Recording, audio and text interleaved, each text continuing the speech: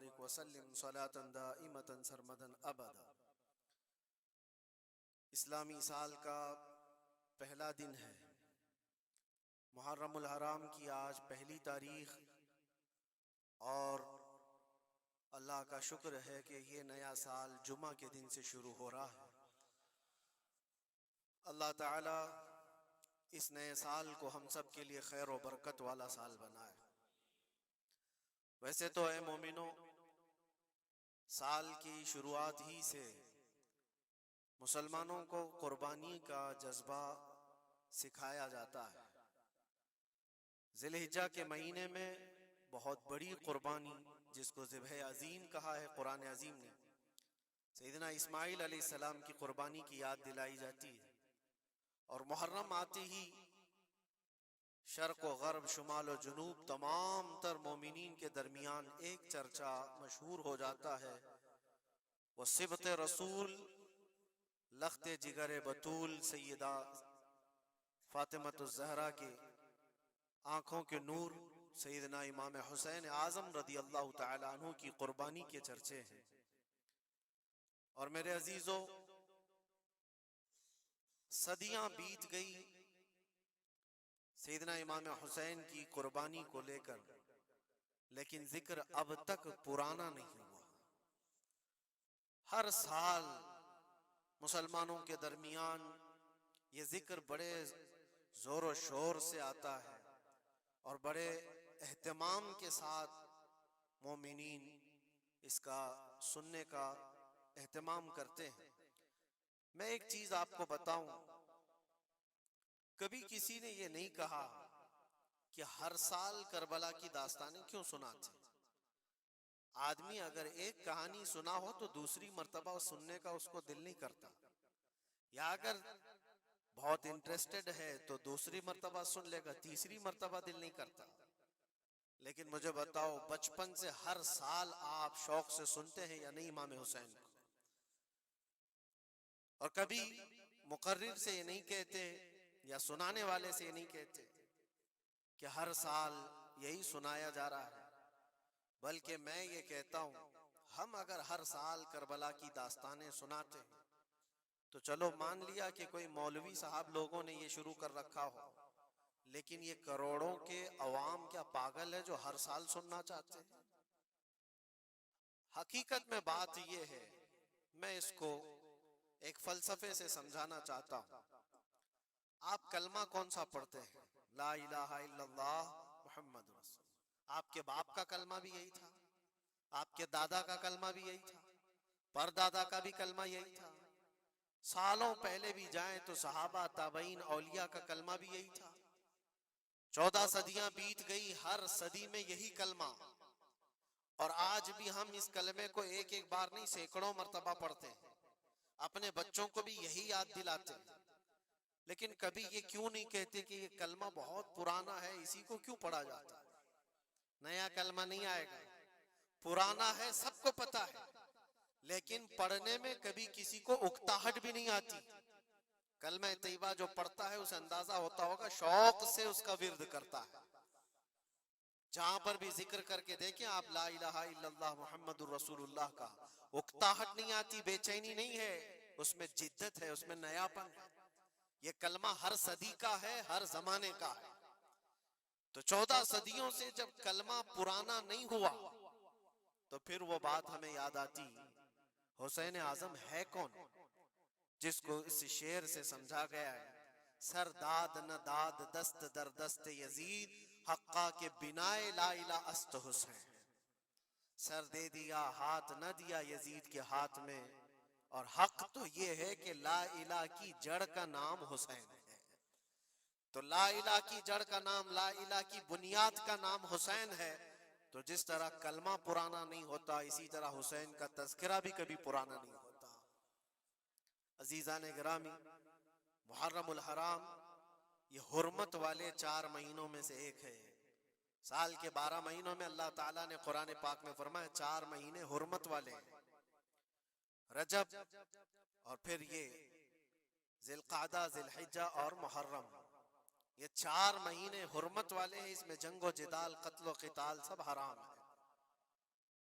صرف آپس کی بات نہیں کر رہا میں، کسی دوسرے کے ساتھ بھی جو جنگیں ہوتی تھی اس وقت یہ سب حرام ہو جاتی، سب تلواریں نیچے رکھ لیے جاتے حرمت والے مہینوں. لیکن تف ہے، لعنت ہے اس یزیدی فوج پر جس نے حرمت والے مہینے کا بھی خیال نہیں کیا، اور نہ ہی کفار و مشرکین سے ان کا مقابلہ تھا، بلکہ رسول اللہ کے گھر والوں سے مقابلہ تھا، اہل بیت اطہار سے مقابلہ تھا. حرمت والے مہینوں کی دھجیاں اڑا دی گئی، کربلا کے اس میدان کو پورا لالا زار کر دیا، اس طرح خون ریز کر دیا گیا. ہر جگہ اہل بیت کے ٹکڑے نظر آتے تھے. وہ ایک عظیم سانحہ ہے، ایک عظیم حادثہ ہے جس کو رہتی دنیا تک بھلایا نہیں جا سکتا. آج میں تھوڑی باتیں عرض کر کے آپ کے سامنے یہ بات رکھوں گا. اللہ کے نبی صلی اللہ تعالیٰ علیہ وسلم نے اس حرمت والے مہینے کی فضیلت بھی بیان فرمائی، اور اس محرم میں حضرت حفصہ رضی اللہ تعالیٰ عنہ جو حضور کی زوجہ ہیں وہ فرماتی ہیں رسول پاک صلی اللہ تعالیٰ علیہ وسلم 4 عمل زندگی میں کبھی ترک نہیں کرتے تھے، چھوڑتے نہیں تھے. وہ کیا ہیں؟ تو آپ فرماتی ہیں ان میں سے ایک عاشورہ کا روزہ حضور کبھی نہیں چھوڑتے تھے. عاشورہ کا روزہ رسول پاک صلی اللہ تعالیٰ علیہ وسلم کبھی ترک نہیں فرماتے. اس کی بڑی فضیلت ہے. یہ عاشورہ کیا ہے؟ 10ویں محرم کے دن کو عاشورہ کہا جاتا ہے. بڑا تاریخی دن ہے، اور بلکہ اللہ کے نبی صلی اللہ علیہ وسلم نے یہ بھی فرمایا قیامت بھی اسی دن کو آنے والی ہے. 10 محرم الحرام ہوگی اور جمعہ کا دن ہی ہوگا جس دن سور پھونکا جائے گا اور پوری دنیا فنا کر دی جائے گی اور قیامت کا منظر قائم ہو جائے گا. عاشورہ کا دن آتا ہے تو اے مومنو سب کے سب اللہ کی بارگاہ میں دوڑ آ جاؤ، عبادت کے لیے لگ جاؤ. اور اس دن یہ یاد کرنا چاہیے کہ یہی وہ دن ہوگا جب ہمیں بارگاہ رب العزت میں کھڑا کیا جائے گا. اولین سے لے کر آخرین تک جتنے بھی پیدا ہوئے اس روئے زمین پر سب کو اٹھایا جائے گا، حساب و کتاب ہوگا، اور وہ 50,000 سال کے برابر کا ایک دن ہوگا. اس دن کو یاد کر کے عاشورہ کا اہتمام کرنا ضروری ہے. عاشورہ میں تو ویسی یادگاریں بہت ہیں. آدم علیہ السلام کے متعلق ان کی توبہ اسی دن قبول ہوئی. نوح علیہ السلام کی قوم پر جو عذاب آیا تھا طوفان کا، وہ طوفان نوح سے کشتی کو جو نجات ملی نوح علیہ السلام کی، وہ بھی عاشورہ کا دن تھا. سیدنا یونس علیہ السلام کو مچھلی کے پیٹ سے باہر نکالا گیا، وہ بھی عاشورہ کا دن تھا. موسیٰ علیہ السلام کو فرعون سے نجات دی گئی، فرعون غرق ہو گیا، پانی میں ڈبو دیا گیا، وہ بھی عاشورہ کا دن تھا. بہت ساری اس طرح کی تاریخی چیزیں عاشورہ کے دن. لیکن یہ ساری تاریخوں پر ایک تاریخ غالب آ جاتی ہے، وہ رسول اللہ کے نواسے کی قربانی کا دن، اس لیے کہ وہ پوری امت کو ہلا دینے والا حادثہ ہے. نبی آخر الزمان صلی اللہ تعالیٰ علیہ وسلم نے اپنے اس لخت جگر کو، اپنے اس نور نظر کو، جس کے لیے اپنے سجدے لمبے کر دیا کرتے تھے. جانتے ہیں آپ حضور پاک صلی اللہ علیہ وسلم کے ایک بیٹے تھے حضرت ابراہیم، اور یہ اسی زمانے کے ہیں جب حضرت امام حسین بھی پیدا ہوئے تھے، اور حضور کی گود میں آپ کے اپنے بیٹے بھی تھے. حضور صلی اللہ تعالیٰ علیہ وسلم کے وہ ایک ہی بیٹے ہیں جو 6 مہینے تک زندہ رہے. حضور صلی اللہ علیہ وسلم اپنی گود میں بٹھا کر انہیں پیار کر رہے تھے، اور امام حسین کو بھی گود میں رکھے ہوئے تھے. ایک طرف نواسا ہے اور ایک طرف بیٹا ہے. جبرائیل امین نے آ کر کے عرض کیا اللہ کے نبی صلی اللہ علیہ وسلم سے، کہا رب تبارک و تعالیٰ کی منشا یہ ہے کہ ان دونوں میں سے آپ کسی ایک ہی کو رکھ سکتے. اللہ کے نبی صلی اللہ علیہ وسلم نے امام حسین پر اپنے بیٹے کو قربان کر دیا. کہا اے جبرائیل حسین کو رہنے دو، اس لیے کہ یہ میری آنکھوں کا بھی نور ہے اور فاطمہ کی آنکھوں کا بھی نور ہے. پھر چند ہی دن کے بعد حضرت ابراہیم کا انتقال ہو گیا. آپ اندازہ کریں جس حسین اعظم کے لیے رسول پاک صلی اللہ علیہ وسلم نے اپنے بیٹے کو قربان کیا، اور مدینے کی گلیوں میں جس کو اپنے کندھوں پر اٹھا کر سوار کرتے تھے، امام حسین حضور کے صلی اللہ تعالیٰ علیہ وسلم کے کندھوں پر سواری کیا کرتے تھے. دوش نبوت جن کی سواری ہو، اندازہ کر سکتا ہے کوئی؟ اس حسین اعظم کے چرچے مدینہ طیبہ میں بچپن میں ہی عام تھے. صحابہ اکرام رضوان اللہ تعالیٰ علیہ مجمعین دیکھتے تھے کبھی حضور صلی اللہ تعالیٰ علیہ وسلم مسجد نبوی تشریف لاتے تو یہ دونوں شہزادے حضور کے جبے پر لٹکے ہوئے آتے تھے. کبھی حضور ممبر پر کھڑے ہیں تو ایک شہزادہ حضور کے ایک قدم کو پکڑا ہے, دوسرا دوسرے قدم کو پکڑا ہوا ہے. یہ تو ان کی پرورش تھی جو بچپنے کی تھی. صحابہ ان کی اس بچپنے پر رشک کیا کرتے تھے, اور صحابہ اکرام رضوان اللہ تعالی علیہ مجمعین ادب حد درجے کا کرتے تھے. آپ کو میں بتاؤں, ادب تو ایسا تھا اہل بیت اطہار کا. امام حسین کی عمر چھوٹی سی تھی, امام حسین. اور ایک زمانہ ایسا تھا جب حضور پاک صلی اللہ علیہ وسلم کے وصال کے بعد حضرت ابو بکر کا زمانہ آیا, 2.5 سال آپ نے خلافت کی. پھر اس کے بعد حضرت عمر کا دور خلافت شروع ہوا, اور حضرت عمر کے دور خلافت کو کون نہیں جانتا. ایسے رعب و دبدبے والا خلیفہ کہ لوگ ان کی ہیبت سے کانپتے تھے. قیصر و کسریٰ کانپ رہے ہوتے تھے, بڑی بڑی فوجیں تھراتی تھی اس نام سے, حضرت عمر کے نام سے. ان کے دور خلافت میں ایک بار ایسا ہوا تھا کہ حضرت عمر کے بیٹے ہیں عبداللہ, اور ان کا اور حضرت امام حسین کا بچپن میں کچھ جھگڑا ہو گیا. چھوٹی عمر تھی, امام حسین کی بھی عمر چھوٹی تھی, عبداللہ کی عمر بھی چھوٹی تھی. دونوں تکرار کرتے رہے, کچھ نہ کچھ بات چیت ہوئی ہوگی. تو حضرت حسین نے حضرت عبداللہ کو غصے میں یوں کہا, تو کیا مجھ سے بحث کرتا ہے, تیرا باپ تو میرے نانا کا غلام تھا. خلیفہ وقت ہیں وہ, اور ان کو اس طرح سے کہا تیرا باپ آج جو خلیفہ ہے وہ میرے نانا کا غلام تھا. حضرت عبداللہ کو یہ بات لگی, کہا میں یہ شکایت امیر المومنین سے کروں گا. وہ دوڑ کر کے آئے, خلیفہ وقت ہے جس کے سامنے کھڑے ہونے کے لیے اچھے اچھے کانپ جاتے تھے. بیٹے نے آ کر کے کہا حضرت عمر فاروق سے کہ ابا آج میری حسین سے تکرار ہوئی, اور جھگڑے میں انہوں نے مجھے یوں تانا مارا کہ تیرا باپ میرے نانا کا غلام تھا. حضرت عمر اتر آئے کرسی سے اور کہا کیا حسین نے ایسا کہا؟ کہا بالکل ایسا ہی کہا. تو حضرت عبداللہ کہتے ہیں ابا کا جلال دیکھ کر کے میں سمجھ گیا کہ حسین کو سزا ملے گی.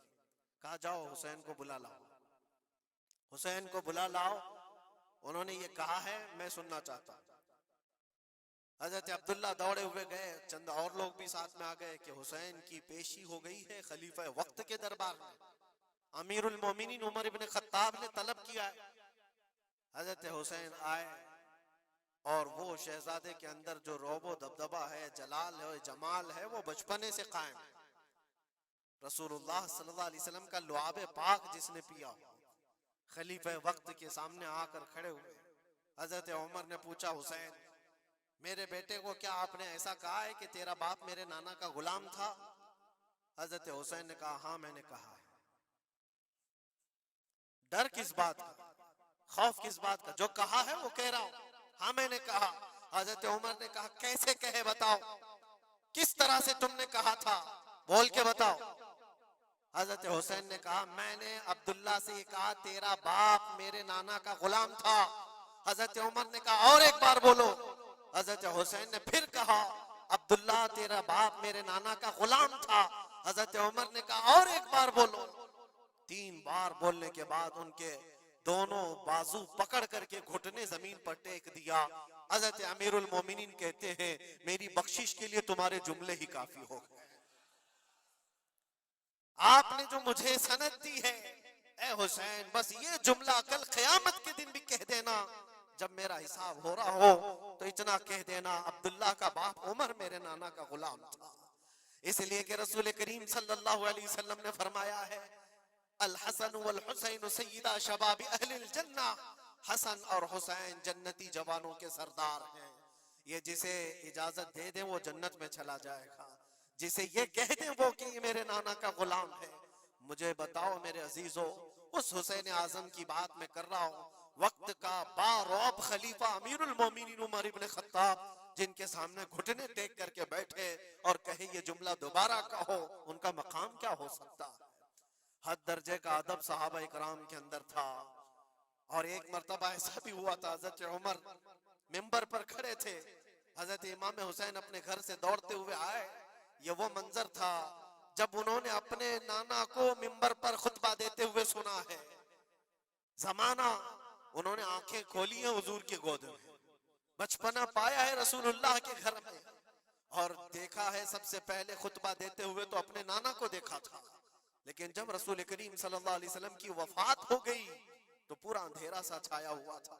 حضرت امام حسین ان کے متعلق ہے کہ ایک بار حضرت عمر منبر پر کھڑے تھے، وہ دوڑتے ہوئے آئے مسجد میں، حضرت حسین کو ایسا لگا کہ رسول اللہ خطبہ دے رہے ہیں، وہ یادیں کہاں سے جاتی جو رسول اللہ کو خطبہ دیتے ہوئے دیکھا تھا۔ دوڑتے ہوئے آئے، دیکھا عمر فاروق خطبہ دے رہے ہیں، تو چیخ کر کے کہا کہ آپ میرے نانا کے منبر سے اتر جاؤ، یہ میرے باپ کا منبر ہے، اپنے باپ کے منبر پر جاؤ، تمہارے باپ کے منبر پر جاؤ۔ حضرت عمر اتر گئے، یہ نہیں کہ خطبہ قائم رکھا، فوراً اترا اور شہزادے کو پکڑ کر کے رونے لگ گئے۔ سچ کہا ہے حسین، یہ منبر تو تمہارے گھر کا ہی ہے، یہ منبر تمہارے باپ کا ہے، تمہارے نانا کا ہے، اور انہوں نے یہ عزت بخشی ہے ہمیں کہ ہم اس منبر پر کھڑے ہوتے ہیں، اگر آپ اجازت دیں تو میں خطبہ دوں، ورنہ میں یہیں بیٹھا رہوں۔ یہ مقام تھا امام حسین کا، بچپنے کی بات کر رہا ہوں۔ پھر انہوں نے کہا آپ خطبہ دیں، حضرت عمر خطبہ دینے لگے۔ عزیزان گرامی، رسول کریم صلی اللہ تعالی علیہ وسلم کے اس عظیم خانوادے کی بات کر رہا ہوں۔ دنیا نے امام حسین کی داستانیں کربلا کی بہت سنائی، اور ہم بھی سناتے رہے اور سنتے بھی رہے۔ وہ تو آخری وقت کی قربانیاں ہیں، جب آپ کی زندگی پاک تمام ہونے کو آئی اس وقت تو کربلا میں پہنچے، لیکن آپ کی ابتدائی زندگی اور آپ کی جوانی، یہ سب معاملات ہر نوجوان کے سامنے ہونا چاہیے۔ اگر نوجوان آج ہمارا یہ کہتا ہے کہ میرا آئیڈیل حسین ہے، تو اس کو حسین کی زندگی پڑھنا چاہیے۔ اگر وہ پڑھے گا تو یزیدیوں کی طرح جینا چھوڑ دے گا، جینے کا طریقہ یزیدیوں کی طرح اور نعرے حسین کے ہوں تو یہ زمین و آسمان کا فرق ہے میرے عزیزوں۔ سیدنا امام حسین رضی اللہ تعالیٰ عنہ کے گھرانے کی بات میں آپ کو کہوں، ایک بار حضور پاک صلی اللہ تعالیٰ علیہ وسلم حضرت فاطمہ کے گھر تشریف لائے تھے۔ یہ کون سا وقت تھا میں آپ کو بتاؤں، بچے دونوں بیمار تھے، امام حسن اور امام حسین۔ تو حضرت فاطمہ نے منت کر لی تھی کہ اگر یہ بچے صحت یاب ہو جائیں تو 3 روزے رکھیں گے۔ حضرت علی نے بھی منت کر لی، تو اس کے بعد بچے صحت یاب ہو گئے تو روزے رکھے۔ حضرت علی رضی اللہ تعالیٰ عنہ، داماد رسول، اسد اللہ الغالب، شیر خدا جن کو کہتے ہیں، فاتح خیبر شکن اور فاتح خیبر، سیدنا علی ابن ابی طالب رضی اللہ تعالیٰ عنہ ایک کھجوروں کے باغیچے میں کام کیا کرتے تھے، اور مزدوری میں صرف 2 درہم آپ کو ملتے تھے۔ وہ 2 درہم ایسے کہ اس سے مدینے میں اتنا آٹا ملتا تھا جس سے 5 روٹیاں بن سکتی تھی۔ یہ دن کی مزدوری تھی ان کی، دن بھر کام کر کے آتے، روزہ رکھ کر کے گئے تھے، کام کر کے 2 درہم مزدوری میں لے آئے، اور اس کے بعد آٹا خرید کر لائے اور کہا فاطمہ روٹیاں بنا لو۔ 5 لوگ تھے گھر میں، حضرت فاطمہ، حضرت علی اور آپ کی ایک کنیز فضہ، اور حضرت حسن اور حسین رضی اللہ تعالیٰ عنہ۔ 5 روٹیاں بنی تھی، اور شام میں افطار کے لیے بیٹھے تھے، تو عین افطار کے وقت ایک مسکین دروازے پر آتا ہے، وہ کہتا ہے یہ اہل بیت کا گھرانہ ہے، میں بہت بھوکا ہوں، کیا مجھے کچھ کھلایا جا سکتا ہے؟ حضرت فاطمہ نے 5 روٹیاں اٹھا کر اس کی جھولی میں ڈال دی، ایک بھی نہیں رکھا، اور پانی پی کر افطار کر لیا۔ کیا یہ کر سکتا ہے ہم میں سے کوئی؟ افطاری کے وقت ہمارے سامنے رکھا ہوا سامان ادھر سے ادھر ہونے نہیں دیتے۔ کوئی تمہارا شربت تھوڑا سا اٹھا لے تو دیکھو پارا کتنا چڑھ جاتا ہے۔ افطاری کے وقت تو سب کو بھوک شدت کی لگی رہتی، اور اس وقت گھر میں جو موجود ہے وہ اٹھا کے دے دینا۔ مسکین تو لے کر چلا گیا، اور یہ پانی سے افطار کر کے رہ گئے، رات کو اسی پانی سے سحری، دوسرا روزہ تھا۔ حضرت علی مزدوری پر گئے، پھر وہی مزدوری، اور آٹا لائے، 5 روٹیاں بنی، اور افطار میں بیٹھے تھے کہ ایک یتیم بچہ آ گیا جس کے ماں باپ نہیں تھے۔ اس نے آواز لگانی شروع کی کہ میرا کوئی نہیں ہے، میرا آسرا نہیں ہے، میرا باپ نہیں ہے، میں یتیم ہوں۔ کیا مجھے اس گھر سے کھلایا جا سکتا ہے؟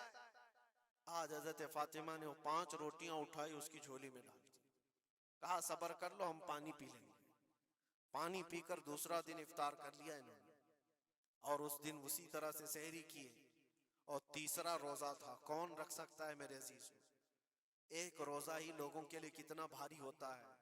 تیسرا روزہ تھا بغیر کسی چیز کے کھائے ہوئے، اور تیسرے روزے کے بعد پھر مزدوری کی حضرت علی نے، پھر اتنی مزدوری سے آٹا خرید لائے، 5 روٹیاں بنی، اور آج ان کے کھانے کا وقت تھا، افطاری کرنے ہی والے تھے۔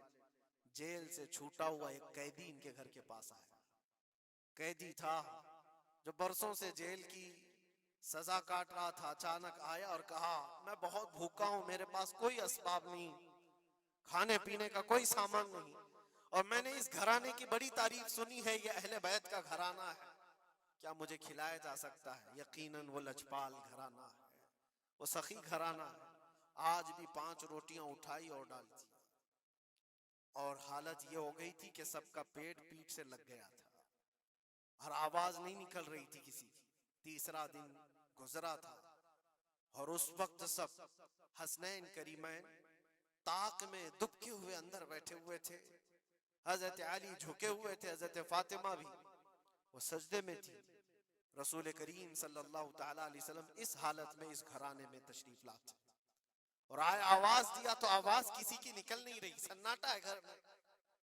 دیکھا تو حسنین کریمین جسم پورا لاغر دکھ رہا ہے، دیوار سے دبکے ہوئے بیٹھے ہیں، حضرت فاطمہ الگ، حضرت علی الگ۔ یہ کیا منظر ہے؟ یہ اہل بیت وہ ہیں جو فاقہ کرتے تھے لیکن شکایت کسی کے پاس کرتے نہیں تھے۔ یہ نہیں کہ ہمارے گھر میں کچھ نہیں ہے، کبھی نہیں کہا۔ اسی طرح بیٹھے رہے۔ اللہ کے نبی صلی اللہ علیہ وسلم پوچھ رہے تھے تمہیں کیا ہو گیا؟ اسی اسنا میں ان کا جواب آنے سے پہلے جبرائیل امین آیت لے کر کے آ گئے، آیت لے کر کے آ گئے۔ قرآن پاک کی آیت سورہ دہر میں آج بھی موجود ہے۔ اللہ تعالیٰ فرماتا ہے وَيُطْعِمُونَ الطَّعَامَ عَلَى حُبِّهِ مِسْكِينًا وَيَتِيمًا وَأَسِيرًا۔ اے رسول پاک، یہ وہ گھرانہ ہے جو اللہ کی محبت میں کبھی مسکین کو کھلاتا ہے، کبھی یتیم کو کھلاتا ہے، اور کبھی قیدیوں کو کھلاتا ہے۔ اور حضور کو حضرت جبرائیل نے بشارت دی، نہ وہ مسکین گھر پہ آیا تھا، نہ یتیم گھر پہ آیا تھا، نہ قیدی گھر پہ آیا تھا، وہ تو اللہ کا فرشتہ تھا جو اہل بیت کا امتحان لے رہا تھا۔ اور یہ اہل بیت کا گھرانہ امتحان میں مکمل کامیاب ہے، اور ان کے کھانے کے لیے اللہ تعالیٰ جنت سے خانے نعمت اتار رہا ہے۔ یہ وہ گھرانہ تھا۔ کیا اس صبر کو آپ دیکھ سکتے ہیں بچپن میں جہاں اتنا صبر سکھایا گیا ہو؟ بچوں نے یہ الجھ کر کے کہا ہو کہ ماں کیوں دے رہی ہو روٹیاں، ہمارے لیے بھی تو کچھ رکھو۔ یہ وہ آداب تھے، یہ وہ پرورش تھی جو کربلا کے میدان میں ان کو جبل استقامت بنایا ہوا تھا۔ ٹس سے مس نہیں ہوتے تھے۔ یہ اچانک آئی ہوئی پرورش نہیں تھی، اچانک ملی ہوئی تربیت نہیں تھی، ان کی گٹھی میں گھول کر کے پلائی گئی ہوئی تربیت تھی۔ حسنین کریمین کو یہ صبر و استقامت ان کی ماں اور ان کے باپ نے اس وقت سے دیا ہے جب ابھی وہ شعور کی آنکھیں کھول رہے تھے۔ عزیزان گرامی وقار، استقامت کس کو کہتے ہیں؟ یہی ایک جملہ، ایک لفظ یاد کر لو، بس کافی ہے۔ آج میرا میسج اتنا ہی ہے۔ استقامت ہے صرف اور صرف ظلم سہ کر کے مر جانا، یہ کوئی کمال کی بات نہیں۔ ظالم کے سامنے ڈٹے رہنا اور حق بات کا اعلان کرنا، یہ استقامت ہے۔ اور یہ ساری کرامتوں سے بڑھ کر کے ہے۔ ساری کرامتیں، جو بھی ولی کرامت دکھاتا ہے وہ نبوت کا پرتو ہوتا ہے، معجزے کا پرتو ہوتا ہے۔ نبی معجزہ دکھاتے ہیں۔ معجزہ کیا ہے؟ ایسا کام جو عام انسان نہیں کر سکتا۔ جیسے حضرت موسیٰ علیہ السلام نے اپنے لکڑی کو زمین پر ڈالا تو وہ سانپ بن گیا، اژدھا بن گیا۔ حضرت عیسیٰ علیہ السلام مٹی کے پرندے کو پھونک مارتے تھے تو وہ اڑ جاتا تھا، یہ معجزہ ہے۔ اور ولی سے جو کام صادر ہوتا ہے ایسا جو عام انسان نہیں کر سکتا، اس کو کیا کہتے ہیں؟ کرامت۔ ولی سے کرامت ثابت ہوتی ہے۔ بہت سارے اولیاء کرام سے کرامتیں صادر ہوئی۔ سرکار غوث پاک رضی اللہ تعالیٰ عنہ کی کرامتیں بہت ہیں، سرکار غریب نواز کی کرامت ہیں، بہت سارے اولیاء کرام کی بہت سی کرامتیں۔ انہوں نے کبھی پانی پر اپنے مصلے بچھائے، کبھی ہواؤں میں چل کے دکھائے، یا پھر محیر العقول کام جو عام انسان کی سمجھ میں نہ آئے، یہ سب کرامتیں دیکھ کر انسان حیرت میں آ جاتا ہے، ایسا کیسے؟ اور آج بھی سارے لوگ اسی چکر میں باباؤں کے پیچھے گھومتے رہتے ہیں کہ کوئی چمتکار دکھ جائے، چمتکار نظر آ جائے۔ چمتکار دیکھنے کے لیے انسان پاگل ہو جاتا ہے، اسی جو آپ کی زبان میں چمتکار اور کرامت الگ چیز ہے۔ جادوگر کوئی چیز دکھا رہا ہے وہ چمتکار ہے، کرامت دیکھ کر کے تم یہ سمجھنے لگتے ہو اس سے بڑا کوئی ہو ہی نہیں سکتا، اس سے بڑا کوئی نہیں ہو سکتا۔ اگر تمہارے سامنے کوئی بابا ہوا میں اڑ کے دکھا دیا تو ہو گیا پھر تمہارا، ساری چیزیں اس کے پیچھے قربان، اس سے پہنچا ہوا کوئی نہیں۔ میں آپ کو کہتا ہوں دنیا کی ساری کرامتیں ایک جگہ پر حق بات پر اٹل ہو جانا استقامت اس سے بڑھ کر کے، وہ امام حسین نے کربلا کے میدان میں دکھایا ہے۔ کرامت کیا ہے امام حسین نہیں دکھا سکتے تھے؟ ارے سارے اولیاء جن کے قدموں سے لگے ہوئے ہو، جہاں سے ولایت بٹ رہی ہو، حضرت مولا علی کو کیا کہتے ہیں؟ شاہ ولایت کہا جاتا ہے، سارے اولیاء کرام کی ولایت وہاں جاتی ہے۔ تو کیا امام حسین کربلا میں اپنی کرامت دکھا کر کے قابو نہیں کر سکتے تھے؟ اور لوگوں کے اس ذہن میں آنے والے سوال کو دور کرنے کے لیے امام حسین کے شہزادوں میں 600 سال بعد آنے والے غریب نواز نے اجمیر کی دھرتی پر دکھایا بھی تھا، تم اگر پانی بند کرتے ہو تو معین الدین ایک کھٹوری میں پورا پانی سما سکتا ہے۔ کیا نہیں ہوئی تھی؟ انا ساگر کا پورا پانی ایک کھٹوری میں سرکار غریب نواز کے حکم پر نہیں جمع ہوا تھا، اور آپ نے چھوڑ دیا تو پانی پورا چلا گیا۔ وہ 600 سال بعد آنے والے غریب نواز جو امام حسین کی اولاد میں سے اتنے سالوں بعد آنے والی اولاد میں یہ پاور ہے، یہ طاقت ہے، تو حسین کے ہاتھوں میں کیا طاقت ہو سکتی؟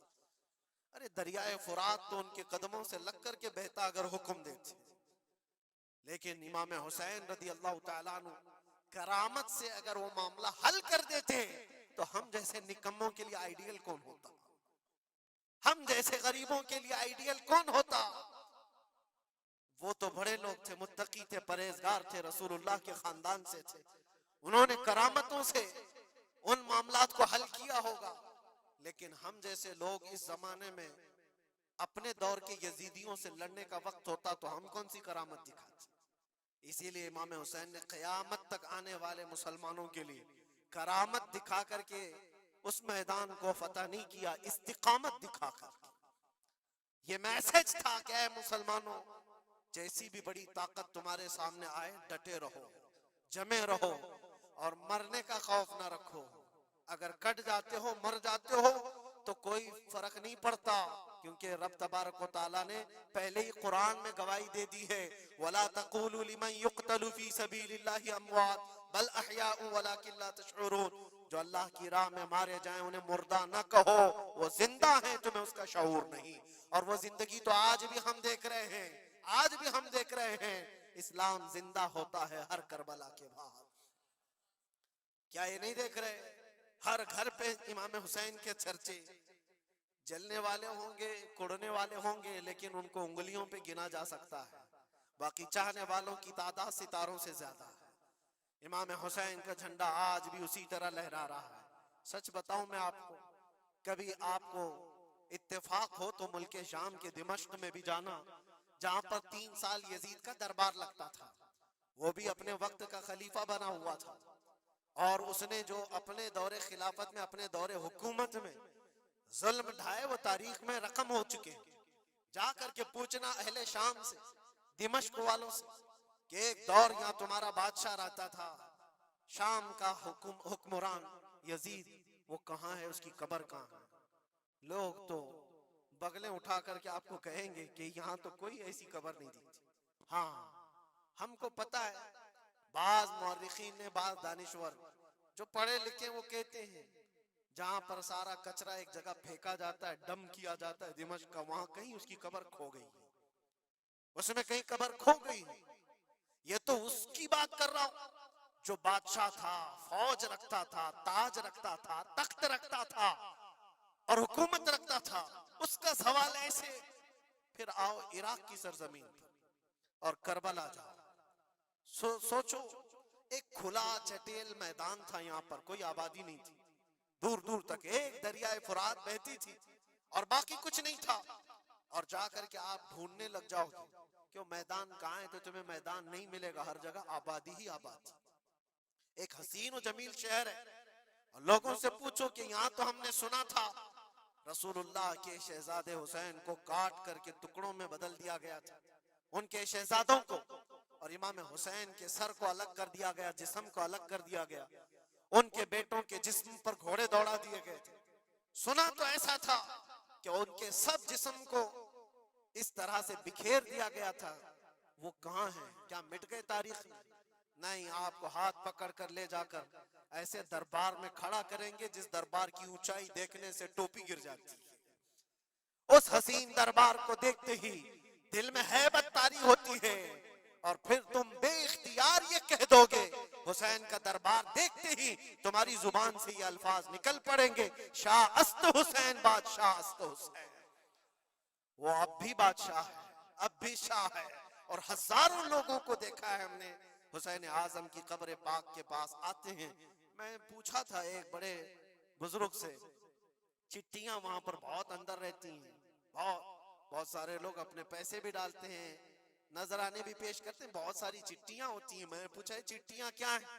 کہا برسوں سے رواج ہے، جب کسی کا کوئی مسئلہ حل نہیں ہوتا تو وہ پورا چٹی میں اپنا لکھ کر کے لاتا ہے اور امام حسین کے پاس پیش کرتا ہے، اس لیے کہ اس کا وجدان یہ کہتا ہے ہم رعایا ہیں اور وہ بادشاہ ہے.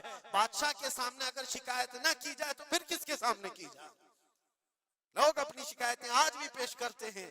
میں کہنا یہ چاہتا ہوں میرے عزیزو، 14 صدیوں کے بعد بھی جس کی بادشاہت ختم نہیں ہوتی، وہ کس بات کی وجہ سے ہے؟ وہ استقامت کی بنیاد پر ہے. اسی لیے تو قرآن میں اللہ نے فرمایا ان الذین قالوا ربنا اللہ ثم استقاموا، بے شک وہ لوگ جنہوں نے کہا ہمارا رب اللہ ہے پھر جمے رہ گئے، تتنزل علیہم الملائکہ، ان پر اللہ فرشتے اتارتا ہے، اور فرشتے یہ کہتے ہوئے آتے ہیں جو استقامت کے ساتھ کھڑا ہے اس کو کہ گھبراؤ مت، ڈرو مت، ان قریب اللہ تبارک و تعالیٰ نے جو تم سے وعدہ کیا ہے وہ تمہیں ملنے والا ہے. یہ استقامت کے ساتھ رہنے والے کے لیے ملائکہ اتارے جاتے ہیں. آج بھی ہمارا امتحان اسی استقامت کو لے کر کے ہے، کتنے جمے رہو گے، کتنے ڈٹے رہو گے، یہی امتحان آنے والا ہے. آگے بھی دیکھنا، اس زمانے میں بھی دیکھنا، تمہاری ٹوپیاں اتاری جا رہی، تمہاری داڑیاں نوچی جا رہی، تمہارے برقعے، تمہارے حجاب سب سوالیہ نشان ہیں. اب تو حالات یہ ہو گئے ہیں، لوگوں کو اتنی کھجلی ہے کہ اذان کی آواز سے بھی پورے جسم میں کچھ لوگوں کو کھجلیاں ہوتی ہیں. تکلیفیں اتنی ہیں کہ سب اتار دو، کوئی اذان کی آواز نہیں. صدیوں سے جو اذان کی آوازیں گونج رہی تھی، آج پتہ نہیں پاگلوں کے دماغ میں کون سی چیز سوار ہے، کون سا شیطان سوار ہے. یہ صرف اور صرف اس لیے نہیں ہے کہ ابھی ابھی کے بنے ہوئے شیطان ہیں، شیطان تو پرانے ہیں، لیکن امتحان کی گھڑی تمہاری ہے. وقت ابھی ہمارے امتحان کا آ چکا ہے. یہ جو پوری دنیا کے حالات آپ دیکھ رہے ہیں، ان حالات میں بھی میرے عزیزو ایک بات یاد رکھنا، بہت سارے طوفان، بہت ساری آندھیاں آئیں گی. اگر تم ایمان کی حفاظت کے ساتھ اس دنیا سے گئے تو امن میں ہو، ورنہ اللہ کے نبی صلی اللہ علیہ وسلم نے اسی زمانے کے لیے فرمایا تھا وہ زمانہ آئے گا میری امت پر کہ صبح مومن ہوں گے، شام میں کافر ہو جائیں گے. شام میں مومن سوئیں گے، صبح کافر اٹھیں گے. وہ اس زمانے میں ہم آ چکے ہیں جہاں ایمان کا سودا ہونے لگ گیا ہے. لوگ تو آج، مجھے پتا ہے میں ہر چیز پر بات کروں تو بہت لمبی بات چلی جائے گی. ہماری قوم میں سب سے زیادہ وہ غدار لوگ موجود ہیں جو چند ٹکوں کے لیے، جو چند پیسوں کے لیے مخبری کیا کرتے ہیں اور ایمان بیچتے ہیں. ان کو کیا حاصل ہوتا ہے؟ اپنی قوم کی خبریں جا کر کے لوگوں کو پہنچانا، پولیس کو خبر دینا، اس کو خبر دینا، نیتاؤں کی چاٹو گیری کرنا. یہ سب چیزیں تمہارے ہاں کہاں سے آ گئی؟ تم تو خیر امت ہو، حسین اعظم کے غلاموں میں تمہارا نام ہوتا ہے. تمہارا سینہ تو ایسا ہونا چاہیے کہ کبھی تمہیں کوئی غلامی پہ جھکا نہ سکے. لیکن جو لوگ غلامی کو پسند کر کے تلوے چھاٹنا چاہتے ہو، یاد رکھنا اس دنیا میں بھی ذلت ہے، آخرت میں بھی بڑی ذلت ہے. بہت بڑی ذلت کا توق اٹھا کر کے اٹھائے جائیں گے. اسی لیے باز آؤ اے نوجوانوں، میں آپ سے کہتا ہوں، لالچ پر، پیسوں پر تھوڑی سہولت دینے پر اگر تم بک جاتے ہو تو تم سے زیادہ اس روئے زمین پر کوئی بدنصیب نہیں ہوگا، کوئی بدنصیب نہیں ہوگا۔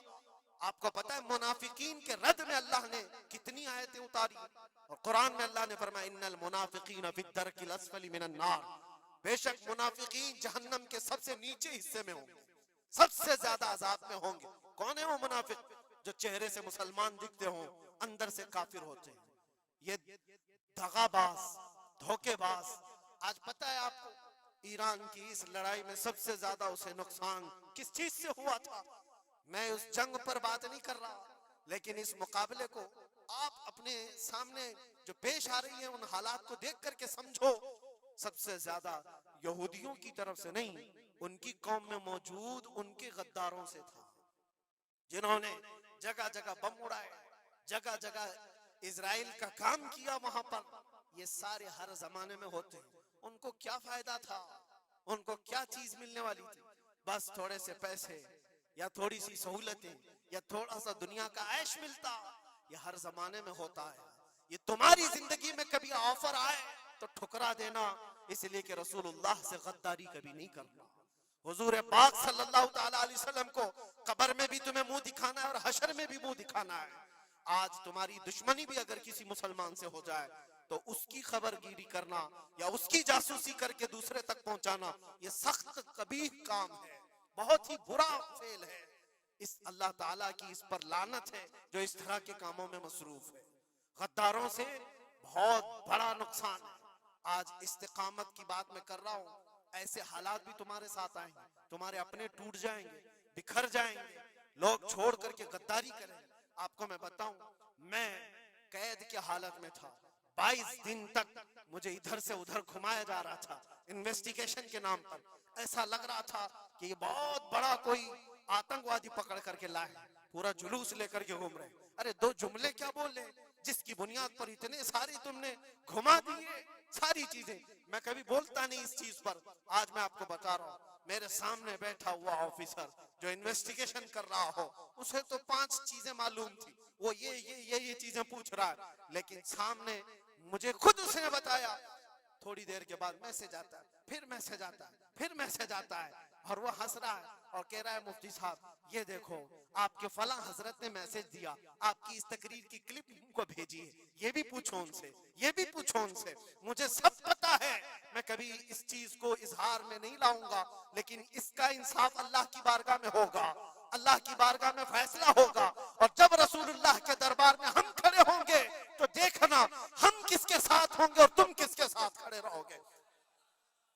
دیکھنا اس بات کو، ایک بندہ رسول اللہ کی عزت کے لیے کفار و مشرکین کے نرغے میں بیٹھا ہو اور تم اپنی روٹیاں سیکنے کے لیے اس کے سامنے ہماری جاسوسی کرتے ہو اور اس سے کہتے ہو کسی حالت میں چھوڑنا مت، کسی حالت میں چھوڑنا مت۔ اور وہ لوگ جانتے ہیں اور وہ کہتے ہیں آپ گھبراؤ مت، ہم تو اپنا پروسیس کریں گے، اور ایسے لوگ ہمارے پاس بہت سارے ہیں جو بھیجتے رہتے ہیں، ہم تو اپنا کام ہی کریں گے۔ لیکن میرے عزیزو، وہ کام اپنا کر رہے ہوں گے لیکن دل پر چھریاں چلتی ہیں۔ یہ کون سے لوگ ہیں؟ کس نبی کا کلمہ پڑھے ہوئے لوگ ہیں؟ تمہارے لیے رسول اللہ کی ناموس بھی کوئی معنی نہیں رکھتی، حضور پاک کی عزت بھی کوئی معنی نہیں رکھتی۔ اس چیز سے آج پوری قوم پریشان ہے۔ بڑی بڑی جنگیں اسی لیے ہاری جاتی ہیں جب قوم کے اندر منافقین موجود ہوتے ہیں۔ آج اس چیز کے اپنے دل کو بھی پاک رکھو۔ ہم نے تاریخ دیکھی ہے، ٹیپو سلطان یوں ہی نہیں مرے تھے، ٹیپو سلطان کو انگریزوں کے ہاتھ میں دینے والا بھی غدار موجود تھا، مسلمان تھا۔ یہ ساری غداریاں آج جو آئی، کتنے تو ایسے ہیں پہلے ہی سے جا کر کے کہہ دے مسجد میں یہ ہو رہا ہے، مسجد میں یہ ہو رہا ہے۔ یاد رکھنا قیامت کے دن تمہارے چہرے کالے ہوں گے، اللہ کی بارگاہ میں پکڑے جاؤ گے۔ وَمَنْ أَظْلَمُ مِمَّنْ مَنَعَ مَسَاجِدَ اللَّهِ